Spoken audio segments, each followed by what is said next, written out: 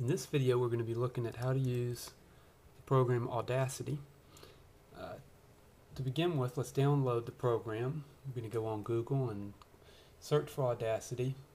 When you get to the site, which is audacity.sourceforge.net, click the Download tab, and then either Windows or Mac, depending on what kind of machine you're using.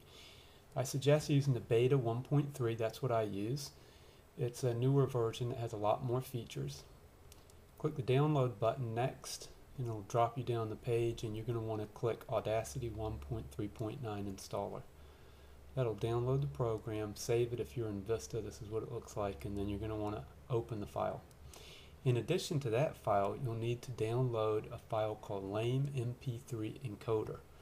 So click that, and then the next page, Lame download page, and then on one more page you'll see this link to lame_v3.98.2_ etc. Click Save, and you're also going to want to install this program. So click Open, and it'll go ahead and install that program for you. You need that second program in order to export your Audacity program as an MP3 file. I'm going to close that window now, and this is what Audacity looks like. The first thing you do when you're in Audacity, in this project at least, is to import files. We're importing sound files. Pull down File, Import, and go to Audio. Import your file. You should put all your files in one folder. I've done that. I put this file in a folder called Soundscape. And I'm downloading a file. That's the file that I used in the program that I did, Ed Meeker Sing and Take Me Out to the Ball Game.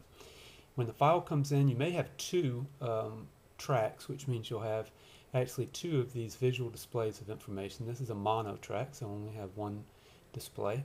I want to show you three things that you can do with this track of audio.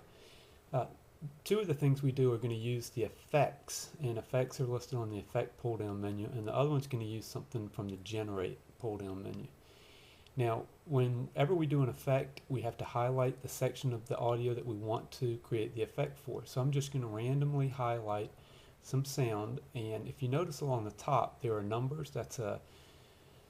That is a chronology, a time chronology, and I started somewhere before 30 seconds into this sound clip and went to 45 seconds.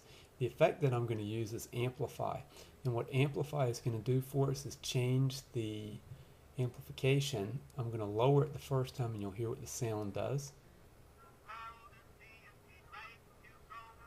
That's a preview. I'm going to raise the amplification now, and you'll see what the difference is. This can be a very useful feature when you're trying to balance sounds off of one another. You can lower the sounds in a couple of tracks and raise them in another track. A second feature that we want to use is a feature that will allow you to fade in and fade out. And fade ins are oftentimes important at the beginning and end. So we'll move what's called the playhead to the beginning of this track. Now the playhead is where the line drops down across a particular track. You'll see an arrow at the top, and then the line will come down, and that, if I press the play button, is where the playing will begin. And you see the green tracker moving across the top, telling you where you are. I'll press stop and move the playhead down to, let's say, right here after 30 seconds, and play will start in that 31 second or so, 32 second spot. So I'm going to move the playhead back to the beginning and I'm going to do another effect, and this effect is going to be a fade in. Now, I'll go ahead and click fade in, and what's going to happen is it's going to fade the entire soundtrack that I have loaded in. It's going to fade it in all the way over the track, and you can see what happened to the visual representation of the music. It now starts off very soft. The narrower the band of blue, the softer the sound is, and it gradually builds up over the course of the whole song to its crescendo. I'm going to undo that. And now I'm just going to highlight a little bit of the beginning of the track. Get my cursor up here at the front, and I'll highlight, let's say, the first 15 seconds.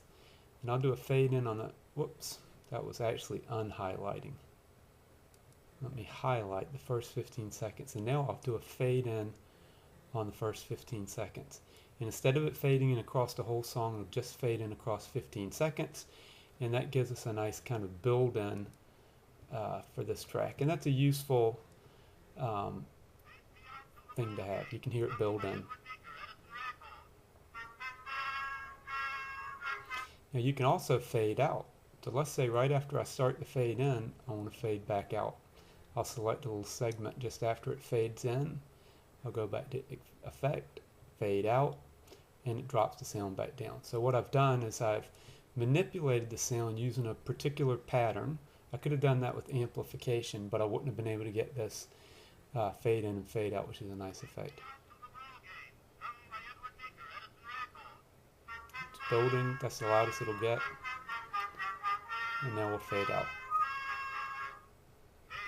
Now, another effect that you might want to use, and I'm going to undo those two, undo the fade out and undo the fade in, is to generate silence. We can put silence at the beginning of a track, and I'll show you what happens when I do that.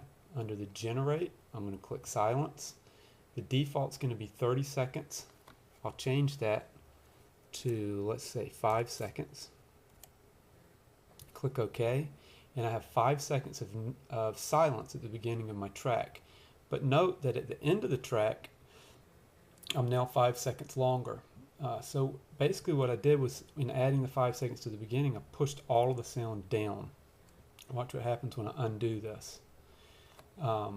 It's going to shorten the length of the song by 5 seconds.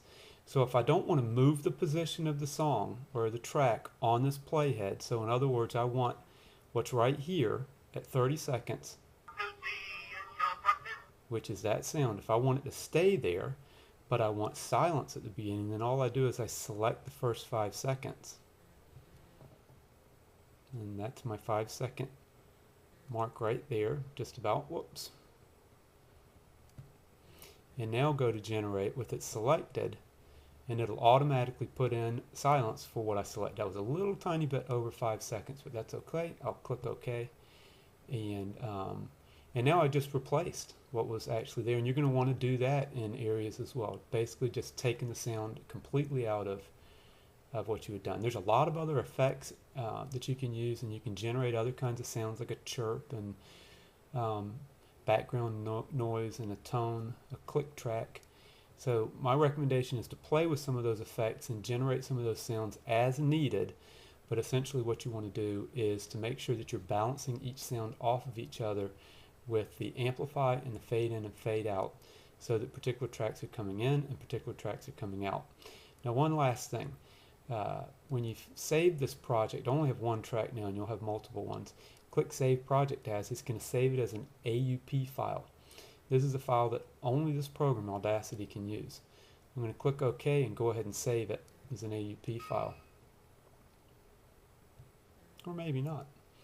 But after I save that file, I also want to export it. And when you export it, you're going to need that lame file installed on your computer. You're going to get this particular file, that's this window that says Edit Metadata. That's data that could be used if you put this on iTunes or something like that. You click OK.